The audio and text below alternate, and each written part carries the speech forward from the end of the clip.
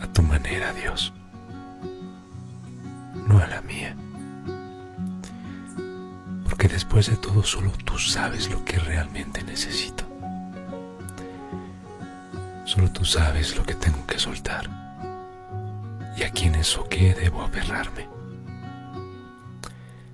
Porque he aprendido que a tu manera la vida tiene más sentido. Porque me haces ver lo que muchas veces me cuesta tanto trabajo entender. Después de todo,